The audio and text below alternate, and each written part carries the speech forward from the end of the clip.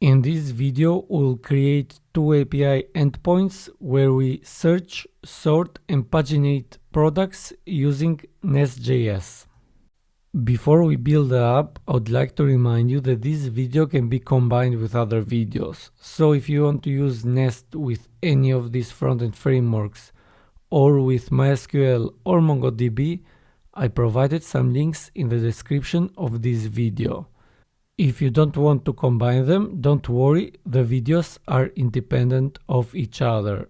Also, make sure to check scalablescripts.com. Now let's build the app. Now let's create the project. Make sure first to install the Nest CLI. If you did, run nest new. Now we need the project name. I'll call it Nest Search. And I will add a flag skip git because this will color our files. I will select npm here, and now let's wait till it's completed. And now the project is created. I will open it with my IDE. I'm using PHP Storm here, and we need to run the project running npm run start dev. So this will run our Nest project on port 3000, so localhost port 3000, and as you can see we have hello world here, but I don't want to use port 3000. I will change it, go to main.ts, I will change it to port 8000. Now I will save it, and this won't work. Let's go to the port 8000. So we successfully ran the NestJS project. Now let's make some other changes. So we have a app controller, app module, app service here, where we show hello world, but I will remove these two, and I will remove it here and here also. And what I will do, I will use the Nest CLI, Nest generate. We need to generate a new module. I will call it our product. So in this product folder, now we created the product module. Also, the product module will be added automatically to our app module. So we create the product module, also we update the app module. Now inside there we will create also a controller product, and also a service product again. So I'll remove also the spec files because we won't use them, and this will update also our app module here. So I will have problems with my formatting, and what I will do is I will change this. I will remove this extents in the ESLint configuration, but if you want to keep them, you can keep them. This is just a preference for the styles, so I'll use it like this. And inside this product folder we need also to create the product entity. So I'll create a TypeScript file, product entity, and let's create the product entity. So export class product, not product entity, and this class will have an ID as a string, title as a string, description as a string, image as a string, and also price as a number. So we got the product entity, and now we need to connect to the database so we can generate this entity to a database table. So let's connect with the database, but first we need to install TypeORM. So go to NestJS documentation and search database in the techniques menu here, and here we need to copy this command here, we need to install MySQL. So we'll install TypeORM with MySQL. Also make sure to connect with MySQL. So I already did with my local MySQL installation. And now that everything is installed, we need to add this part. So I'll copy this and I will add it to our not app module, sorry. And here we will add this. So we need also to import TypeORM.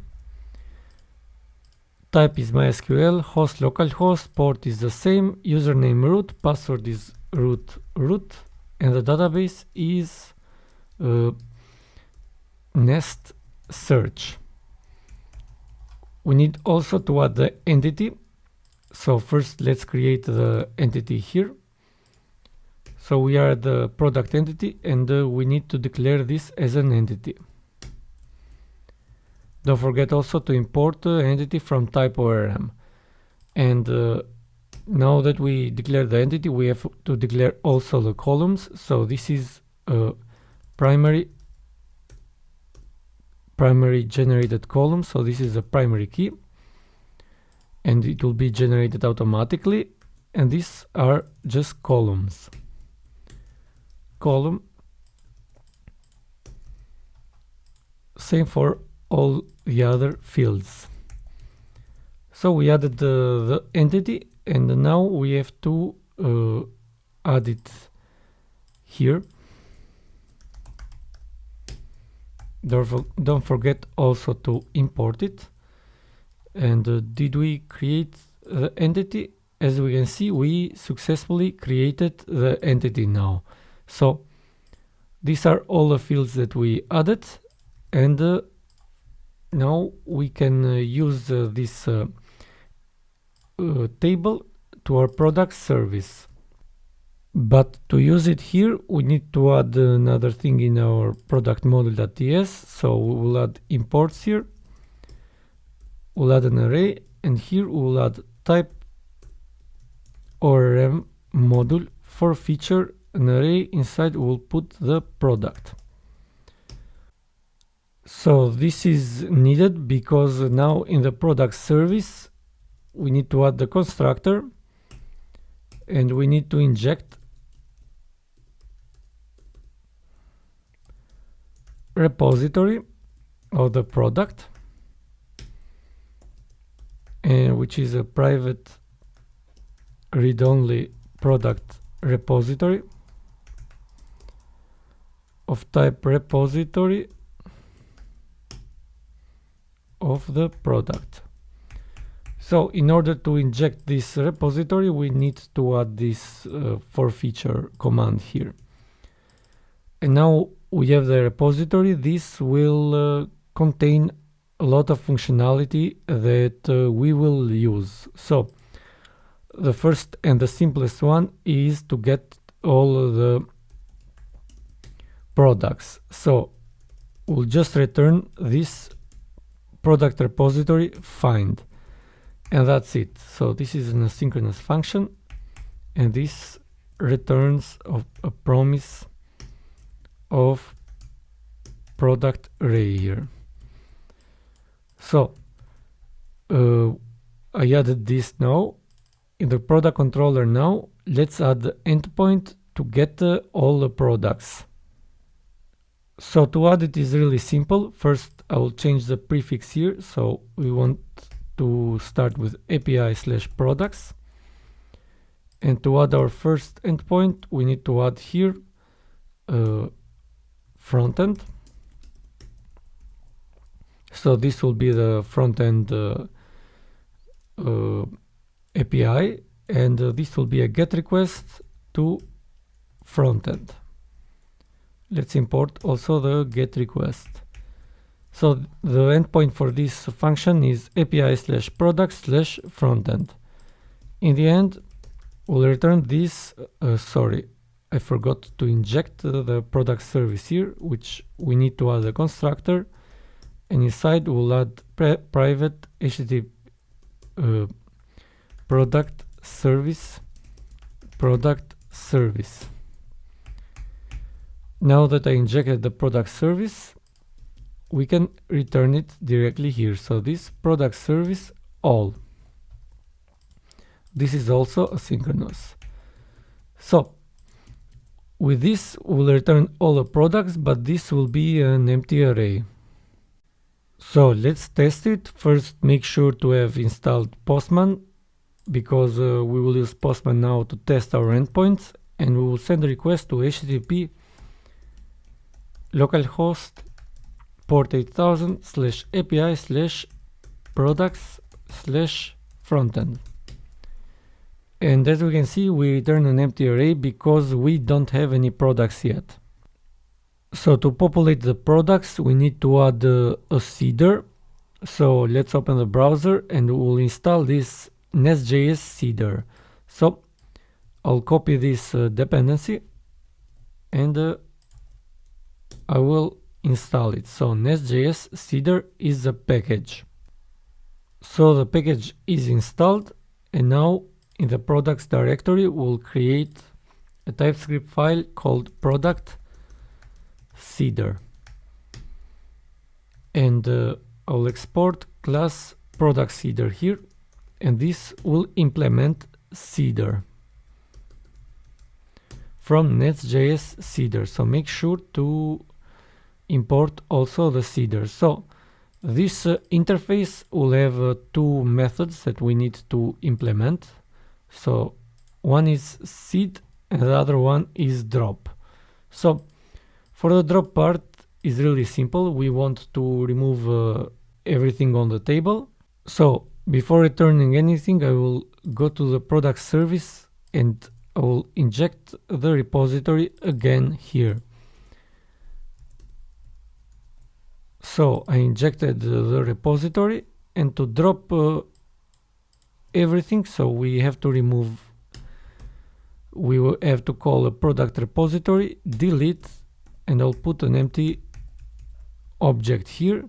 This means that we need to remove everything.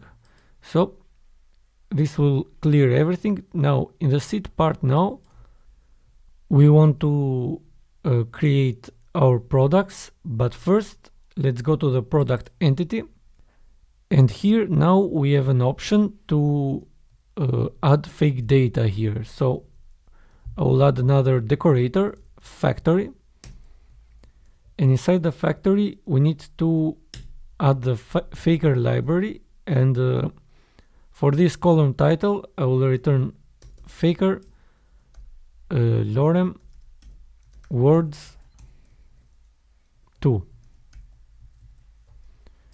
So this is a faker library, and this will return 2 words for. So this will generate a random title here. So if you want to know more about the faker library, go to github.com /faker.js, and here is the documentation for the faker library and how to use it. So we could install also the types, npm install as a dependency types faker, and this will highlight the options for us. So this is highlighted here. Now we will add the description the same, so we will add 10 words here. For the image, we will add faker image URL, so we want an image URL here. And for the last one, this time I will use a random integer from 10 to 100.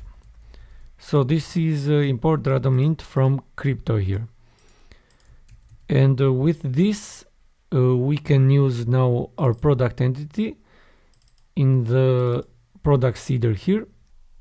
So to use it, we need to create a variable products, which is equal to data factory. We need to import it from NestJS Seeder. Create for class.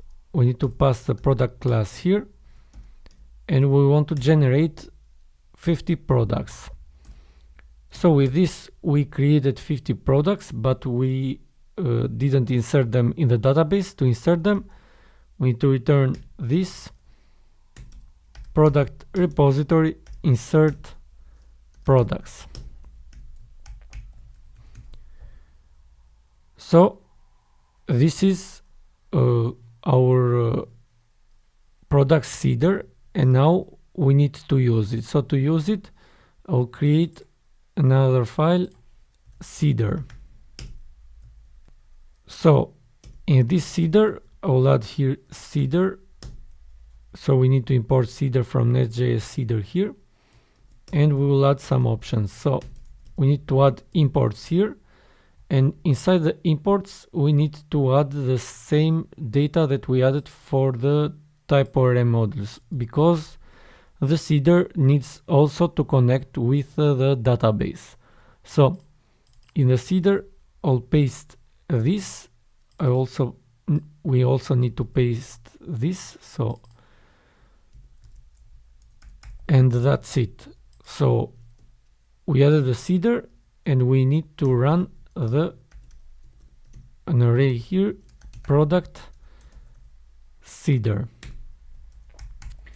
Our seeder is completed, and now let's go to package.json, and we will add the command seed.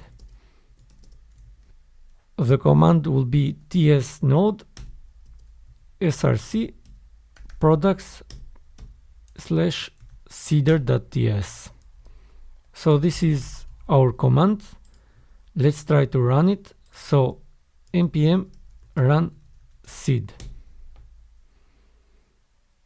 So we are executing the command, product seeder completed. So with this, we see that our database, and if we go to the product, we'll get 50 products. So we have a random title, description, image, and price. Now, if we send the request to Postman, we'll get 50 products. And now let's add the other endpoint, which is the backend, where we will add some configurations. So async backend. This is a get request, backend, and we need to add an option here. So async query builder, and we need to pass an alias as a string here. And what do we want to do right now is we want to return this product repository, create query builder, and we'll pass the alias. So let's go to the product controller now, and we need a query builder. So we will create builder, which is equal to await this product service query builder, and we need the alias, so I will call it products. In the end, we'll return builder get many. So this backend request now will be the same as the frontend one, so this will return all the products. So we need to await here get many.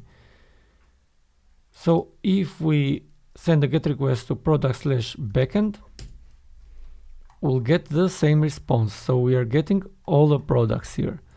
Now let's add filters to this backend request. The first filter that we will add is we will add a search for these products. So inside the backend function, we need to add a request like this. So decorator request will be a type of request. So we need to import here request from express. So this request is a type of request from Express. And what I will do is I will make the condition if request query s is set. So s is the search variable that we will send. If s is set, then we have to call the builder where we want to pass here the query that we want to filter. So the query will be product, because we added the alias here, which is this, that title, like column S. So this means that we want to find the products with a title that contains this string, and we need to pass it as a parameter. The string, the variable s, will be equal to backticks percentage. Inside we'll put the request.query.s. So this is the like query for MySQL for it to work. So with this, let's try to search. So we can add a question mark s is equal to, I will search with this word, and as we can see, we are getting only this product because this word belongs in the title.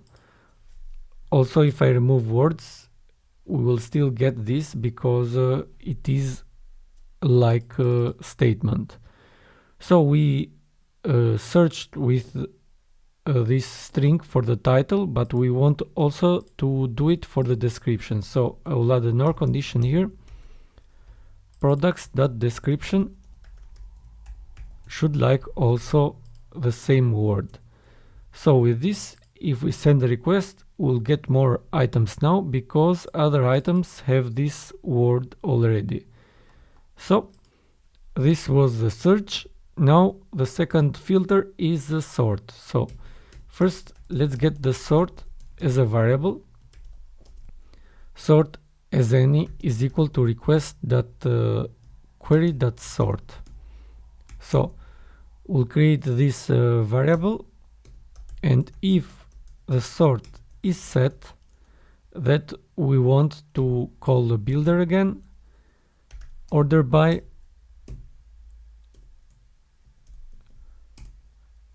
products price, and the order will be sort to uppercase.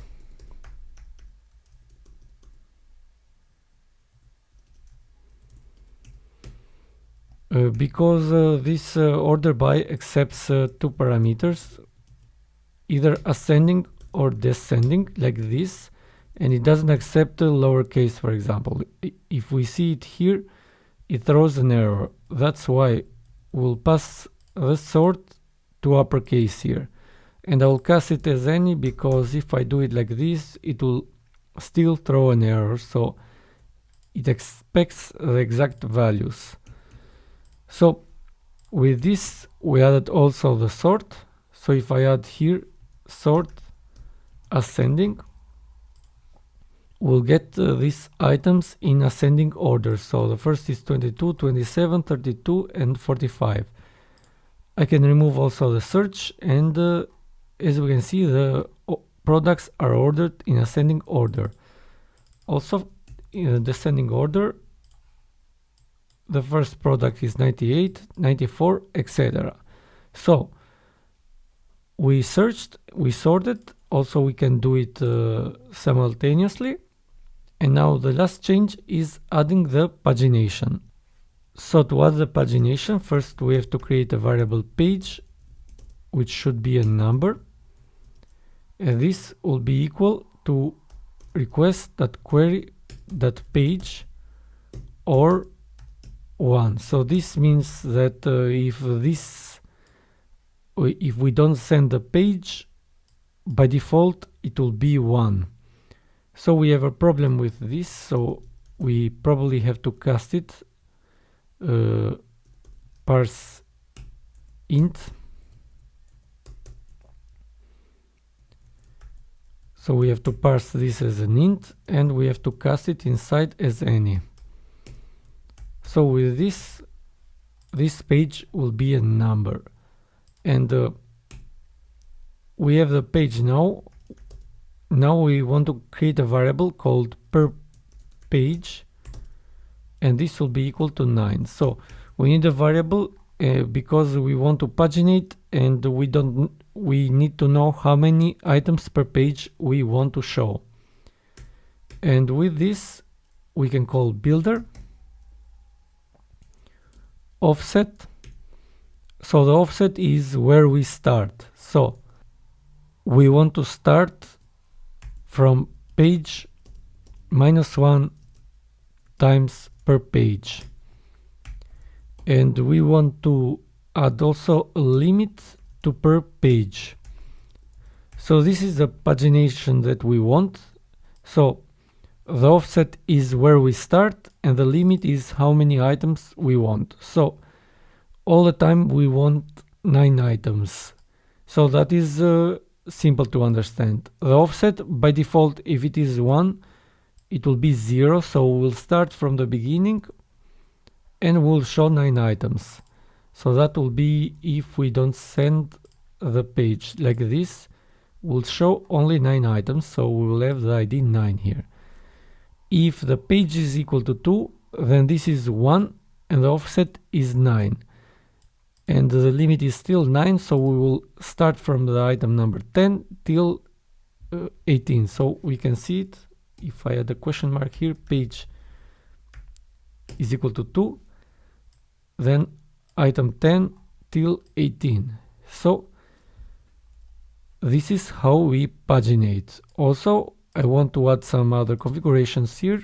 So I will add an object, and the data that we want to get will be in the data property.